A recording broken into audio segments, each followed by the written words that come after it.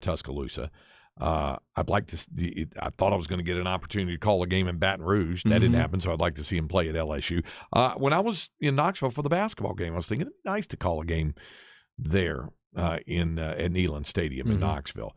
For me, this will have zero interest, pull, tug, or anything for Longhorn fans. But for me, growing up where I go and where I go on vacation, I like to see him play a game in Columbia at South Carolina, only because I haven't had a chance to call a game there. But I understand why folks go, doesn't make sense. The Swamp in Gainesville will be fun. It was great going to the Grove, going to Ole Miss. Awesome, yeah. And maybe that opportunity comes back around again. So, those are the ones really that kind of come to mind for me. I didn't think about South Carolina. Florida to me is kind of it's either or. Tennessee is one though that I would like to see Texas and Tennessee play a couple of times before I leave this mortal world.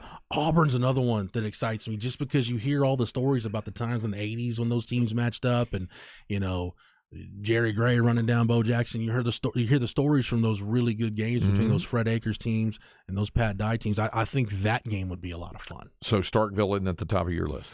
No offense to the people in Stark Vegas, but here's what's fun about the SEC though. Like most of these games, there's an angle on it like the first time they play it, right? Sure. Like with LSU, it's going to be, hey, what would have happened if you would have had a normal year in 2020 and Texas would have gone to Baton Rouge? How different things for both programs might have been at that point. South Carolina, I'll promote it. You got the Will Muschamp angle. There's South Carolina fans that don't think too kindly of Will Muschamp. I will not stand for any Will Muschamp slander, so you got that going on. Florida, what would have happened if they would have played for the national championship at the end of the 08 season? By the way, part of the rumor mill rumbling I've heard is that when that first SEC schedule comes out for 24, the first SEC opponent for Texas will be Florida, and it'll be in Austin. Okay, that's just one of the rumor mill rumblings. That'll be fun. You can spin that. Auburn, I just mentioned, kind of. There's already some history there. Mississippi State, you got the Jackie Sherrill angle and castrating animals and all this fun stuff, and the Cotton Bowl, which honestly, as a Texas fan growing up, Ole Miss, the turf that not Ole Miss, Missouri, the turf that tore up Fozzie Whitaker's knee, right? You just let Fozzie just go there. I know they've changed turf since then, but just go set fire to that thing. Like Fozzie at one end, Henry Josie at the other. It's like, all right, on three. 1, 2, 3, and just burn it. Vanderbilt. What angle could you come up with Vanderbilt? I don't know. That's kind of one of those. Kentucky, you got to Stoops still coaching. Vanderbilt's one of those trips, Craig. People, the Learfield contingent probably has that one circle because Nashville for a weekend's probably pretty fun. Monell's to eat, but other than that, it probably not a whole lot brewing. But so I'm looking forward to some of these rivalries, man. It's gonna be fun, and not so much rivalries, but just the games, just getting to go to some of these different places and Athens. Yeah. It's just like Stunner said. We should at least get to go to Athens and Nashville out of this. You don't think that Georgia fan base is tired of hearing about the Sugar Bowl? Yeah, probably so. Probably so. They've won some meaningful games since then, mind you. My birthday twin says Vanderbilt I'd like for baseball. See, I've said it before. As fun as football is going to be, I'm more pumped for the baseball series that Texas will be a part of going to the SEC. Yeah. So it could be a lot of fun. By the way, real quick, I didn't even know he had this. I'll slot this at Horns 24/7. My colleague Brad Crawford, who covers national college football for us at 24/7 Sports, has a prediction for every SEC program's permanent rivals, what they're going to be. For Texas and the permanent rivals, he's got, again, A&M, Oklahoma, Arkansas. To answer that Alabama question, Craig, Brad Crawford's thinking along the same lines you are. Tennessee, Auburn, LSU for Bama's 3 permanent opponents. The Aggies have Oklahoma's is interesting. Texas, obviously. You got Missouri with the old Big 8 angle, and then A&M would be the other one. I don't know if you go A&M or Arkansas there. And then for A&M? A&M would be Texas, OU, and Oklahoma, LSU. and Mississippi State.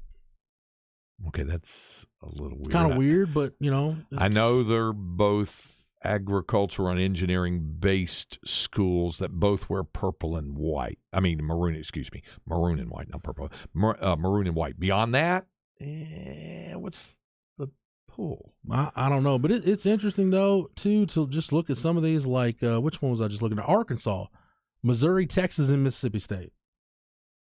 Mississippi State's got to play somebody. I just don't know what it would Mississippi be. State would be Ole Miss. But you know what? A&M and Arkansas then? But you know what's interesting, though, from the A&M side on that, to mention, to look at their permanent opponents, I've heard a lot of A&M fans really wanting to keep that LSU game. Yeah. I don't even know if it matters that if it's on Thanksgiving weekend or not, because I'm assuming that's when the Texas game would be played. Right. But I've heard a lot of A&M fans really hoping that on an annual basis they can hang on to that LSU game. I was thinking that would probably be the one that would keep in there. Yeah. Okay, we'll be back to wrap up today's edition of Light the Tower here on the Horn, 104.9, 101.9, AM 1260. We're live, local, and digital on the Horn app and at hornfm.com.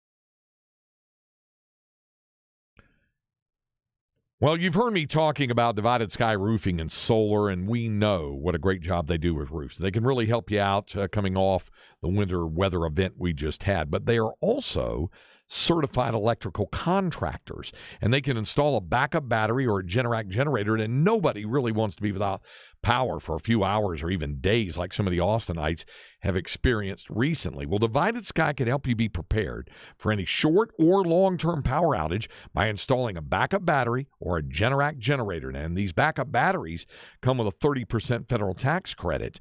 Divided Sky Roofing and Solar can help keep your family safe and warm during these winter months by installing a backup battery or a Generac generator. Call and see which product is right for you. 512-995-ROOF. It's TEC license number 37397. Again, 512-995-ROOF, or check them out on the web at dividedskyaustin.com.